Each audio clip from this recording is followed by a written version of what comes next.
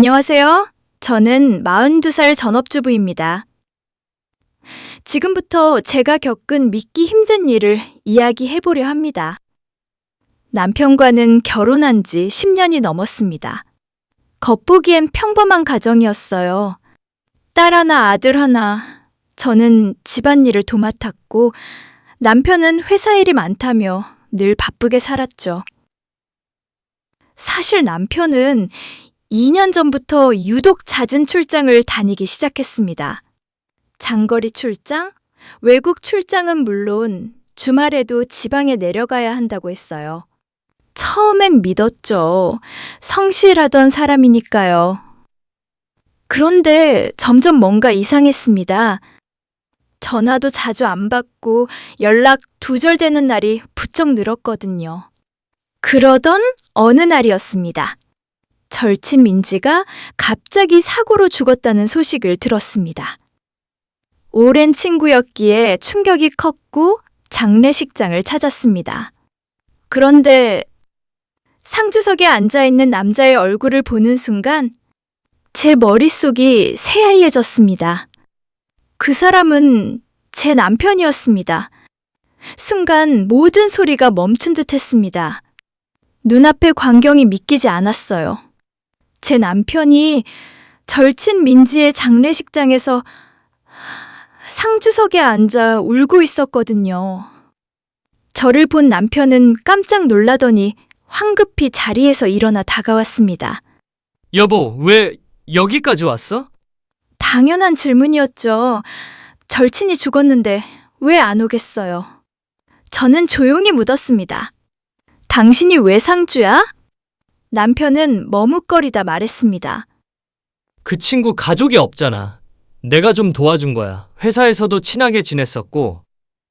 말도 안 되는 소리였습니다. 민지는 어릴 때부터 함께한 친구였고 가족이 없는 건 사실이지만 남편과 그리 가까웠다는 얘기는 단 한 번도 들은 적이 없었거든요. 그때 그 옆에 앉아있던 여자 하나가 눈에 들어왔습니다. 검은 한복을 입고 조용히 고개를 숙이고 있던 여자. 누가 봐도 유족처럼 보였죠. 남편은 그녀를 가리키며 말했습니다. 민지 여동생이야. 나도 최근에 알게 됐어. 그 순간 제 뇌리에 스친 생각. 민지에게 여동생 같은 건 없었습니다. 우린 모든 걸 공유하던 사이였어요. 이건 뭔가 이상했습니다. 집에 돌아온 뒤에도 머릿속이 복잡했습니다. 남편의 행동도 이상했고 민지의 죽음도 석연치 않았습니다. 무엇보다도 그 여자의 얼굴. 분명 어딘가에서 본 적 있었습니다. 며칠을 고민하다 저는 조용히 민지의 죽음과 관련된 걸 조사해보기로 했습니다. 장례식장에 같이 간 또 다른 친구에게 물었습니다. 민지에게 여동생 있었나? 그 친구도 고개를 저었죠. 무슨 소리야. 민지 혼자였잖아. 어릴 때 부모님 돌아가시고. 확신이 들었습니다. 저 여자는 유족이 아니었습니다. 그럼 누구였을까? 왜 남편은 그녀를 여동생이라 소개한 걸까? 그날 밤 남편의 휴대폰을 몰래 확인했습니다. 최근 들어 자꾸 비밀번호를 바꿔서 볼 수가 없었는데 다행히 잠든 틈을 노렸죠. 그리고 충격적인 걸 발견했습니다. 사진첩 속에 민지의 장례식장에서 본 그 여자와 찍은 사진이 수십 장이 있었습니다. 심지어 민지 생전에 셋이 함께 찍은 사진도 있었죠. 분명 최근에 알게 됐다던 말은 거짓이었습니다. 더 소름 끼치는 건 한 장의 사진 속에서 민지와 그 여자, 그리고 남편이 거실처럼 보이는 공간에서 마치 가족처럼 웃고 있었던 모습이었습니다. 그건 우리 집이 아니었어요. 그들은 함께 살고 있었습니다. 그리고 저는 지금껏 철저히 속아왔던 거였습니다. 그날 이후로 제 안에 무언가 무너져 내렸습니다. 남편의 이중생활, 절친의 배신, 그리고 그 여자의 정체. 잠을 잘 수 없었고 밥도 넘어가지 않았습니다. 하지만 멍하니 울기만 할 순 없었어요. 아이들도 있고 제 삶도 있으니까요. 저는 다시 사진을 하나하나 살폈습니다. 사진 속에서 남편이 자주 입은 셔츠, 배경에 비친 벽지와 가구들, 심지어 탁자 위에 올려진 책까지. 하나하나 단서였습니다. 그중 눈에 띄는 건 한 장의 종이. 보험증권이었습니다. 확대해서 보니 이름은 민지. 받는 사람은 이소영. 그 여자의 이름이 드디어 나왔습니다. 그 순간 머리가 쭈뼛 섰습니다. 장례식장에서 민지를 그렇게 슬퍼하던 남편은 그 민지의 사망보험금 수령인을 이소영으로 지정한 겁니다. 그리고 그 이소영은 민지의 여동생이라던 바로 그 여자였고요. 이건 단순한 바람이 아니었습니다. 민지의 죽음은 정말 사고였을까? 아니면 그들 사이에 더 깊은 어두운 무언가가 있는 걸까? 저는 그날부터 이 모든 걸 밝히기 위해 조용히 차근차근 움직이기 시작했습니다. 가장 먼저 찾은 건 민지의 사망 경위였습니다. 경찰에 확인해 보니 단독 주택 계단에서 넘어져 사망이라고 했고, 사인은 경추 골절로 인한 즉사, 외부 침입 흔적도 없고 사고로 처리됐다고 하더군요. 하지만 저는 믿을 수 없었습니다. 민지는 건강했고 술을 마셔도 중심 잘 잡는 사람이었어요. 그럼 민지가 계단에서 단독으로 넘어졌다고? 그것도 머리를 부딪혀 즉사라니. 다음으로 알아본 건 보험 내역이었습니다. 지인의 도움을 받아 민지가 들었던 보험을 확인했는데 최근 몇 달 사이 3건의 고액 생명보험이 새로 가입된 게 있었습니다. 받는 사람은 모두 이소영. 소름이 돋았습니다. 민지는 보험을 그렇게 많이 들 사람이 아니었어요. 더구나 사망 3개월 전에 한꺼번에 여러 건을 들었다는 것도 이상했고요. 그리고 또 하나, 보험 가입 시 직계가족이 아닌 사람을 수익자로 지정하려면 본인의 자필 동의와 신분 확인 절차가 필요하다고 합니다. 그걸 다 통과했다고요? 그럼 정말 민지가 원해서 그 여자를 지정한 걸까? 그쯤 되니 한 가지 가설이 머릿속에 떠올랐습니다. 혹시 이 모든 걸 남편이 계획한 건 아닐까?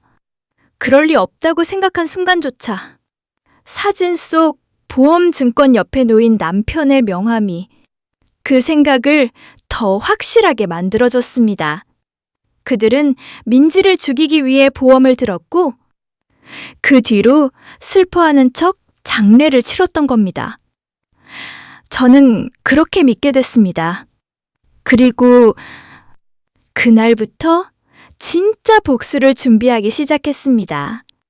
복수라고 해서 단순히 소리 지르거나 이혼 서류 들이밀고 끝낼 생각은 없었습니다. 저는 그들이 저지른 모든 죄를 법의 심판대에 세울 생각이었고, 그 전에 그들의 삶을 조용히 무너뜨릴 자료를 모으기 시작했죠. 먼저 남편의 업무용 노트북. 늘 퇴근하면 집에 들고 왔기에 제가 손들기에는 충분했어요. 잠든 밤중에 USB를 꽂아 필요한 자료들을 복사했습니다. 메일, 계약서, 계좌이체 내역. 그러던 중 한 개의 파일명이 눈에 들어왔습니다. M건 최종 보고서. 열어보니 민지 이름이 도배된 문서, 민지의 건강 상태, 보험 가입, 이력, 통화 기록까지 정리된 보고서였어요. 이건 단순한 개인 정리가 아니었습니다. 그 문서엔 대상자의 신뢰 확보 완료, 보험 처리 후 이소영 명의의 계좌 입금 예정, 이런 말까지 있었으니까요. 그 순간 확신이 들었습니다. 남편은 민지를 고의로 죽였습니다. 그리고 그 여자는 공범이었죠.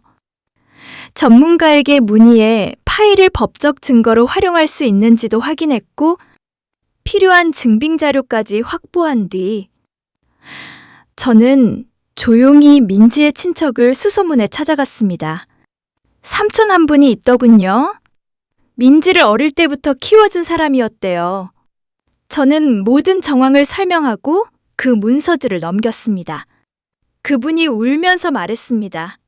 내가 그 아이를 그냥 혼자 두는 게 아니었는데. 그날 이후 민지의 삼촌은 직접 고소장을 접수했고 저는 뒤에서 증인으로 서겠다고 약속했습니다. 하지만 법은 느렸고 그들은 아직도 멀쩡히 살아가고 있었습니다. 그래서 저는 그 전에 그들의 삶을 한 겹씩 뜯어내기로 했습니다. 첫 번째 타깃은 남편이 다니던 회사였습니다. 그가 민지의 정보를 수집하고 보험사와 주고받은 문서들은 대부분 회사 이메일과 노트북을 통해 이루어진 거였죠. 저는 익명의 메일을 회사 윤리팀에 보냈습니다. 귀사 직원 A씨가 고객 개인정보를 불법적으로 수집하고 사적인 목적으로 유용한 정황이 있습니다. 첨부 파일엔 복사해둔 증거 문서를 넣었습니다. 메일은 곧바로 접수되었고 며칠 후 남편은 본사 감사를 받기 시작했죠. 남편은 그 사실을 몰랐습니다. 그저 며칠 전부터 회사에서 서류 재확인을 요구하고 직원들 분위기가 이상하다고 중얼거릴 뿐이었죠. 두 번째는 이소영이었습니다. 그녀가 운영하던 피부관리실, 민지의 보험금 일부가 들어간 그 공간이 이제는 그녀의 새로운 삶의 터전이었죠. 저는 구청에 익명 제보를 넣었습니다. 무허가 시술, 불법 의료기기 사용 정황이 있음. 관련 법 조항까지 인용해 제보했고 며칠 뒤 보건소 단속이 나가고 가게는 바로 임시 폐쇄 조치됐습니다. 그제야 남편과 이소영이 불안해하기 시작했죠. 왜 이래? 누가 우리 노리고 있는 거 아니야? 둘은 서로를 의심하기 시작했고 점점 균열이 생겼습니다. 그리고 결정적으로 남편의 카드 내역에서 이소영 이름으로 매달 송금되는 100만 원을 발견한 저는 그 내역을 아이들의 통장과 비교해 보여줬습니다. 아빠는 너희 생일에도 10,000원 하나 안 주면서 매달 저 여자한텐 100만 원씩 보냈더라. 아이들은 울면서 말했습니다. 아빠한테 말 안 할 거야. 엄마, 우리 그냥 같이 살자. 그제야 저는 마음먹었습니다. 이제 이 결혼도 끝이다. 그리고 세상에 알려야 할 시간이다. 저는 이혼 소장을 준비하며 그동안 모은 모든 자료를 변호사에게 넘겼습니다. 불륜, 가스라이팅, 민지의 죽음에 대한 정황, 보험금 수령 내역까지. 변호사는 말했습니다. 이건 단순 이혼이 아니라 형사고소도 병행해야 합니다. 사기, 개인정보법 위반, 보험사기 정황까지 충분합니다. 그리고 저는 마지막 한 수를 던졌습니다. 남편이 가장 아끼던 평판을 무너뜨리는 거였죠. 남편은 그동안 지인들 앞에서 가정을 위해 헌신하는 가장처럼 굴어왔고 교회, 커뮤니티, 학교 행사에도 빠지지 않는 모범 아버지였습니다. 저는 그가 주최하던 자선 바자회 날을 택해 그 장소벽에 USB를 하나 걸었습니다. 그 안엔 사진, 보험증권, 메일 캡처본이 있었죠. 모범 가장 A씨의 이중생활을 공개합니다. 그 문구 하나로 사람들의 시선은 그에게 집중됐고 그날 그는 영영 다시 설 수 없는 위치로 떨어졌습니다. 그날 밤 남편은 제게 전화를 걸어 소리를 지르며 물었습니다. 너 지금 뭐 하는 짓이야? 저는 조용히 말했죠. 당신이 날 속인 시간만큼 나는 당신을 무너뜨리는 데 써줄게.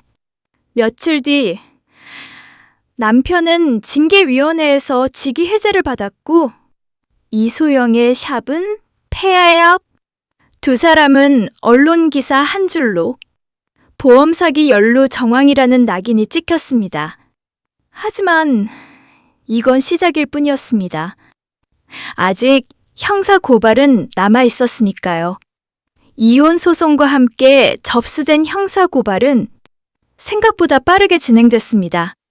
민지의 삼촌이 제출한 진술서, 제가 수집한 증거들, 보험사 쪽에서도 이상 거래를 인지하고 있었던 덕분에 수사는 신속하게 확대됐죠. 남편은 결국 경찰 조사를 받게 됐고 이소영 역시 공범 혐의로 출석 요구를 받았습니다. 두 사람은 처음엔 전부 부인했지만 메일 기록과 보험 수령 계좌 내역, 심지어 두 사람이 따로 촬영해둔 동영상 중 민지와 함께 있었던 시점과 겹치는 알리바이 오류까지 드러나면서 모든 퍼즐이 맞춰졌습니다. 그리고 드디어 보험 사기 및 사기 방조 혐의로 정식 기소 결정이 났고 그들은 나란히 법정에 섰습니다. 저는 끝까지 방청석에 앉아 그들의 고개 숙인 모습을 지켜봤습니다.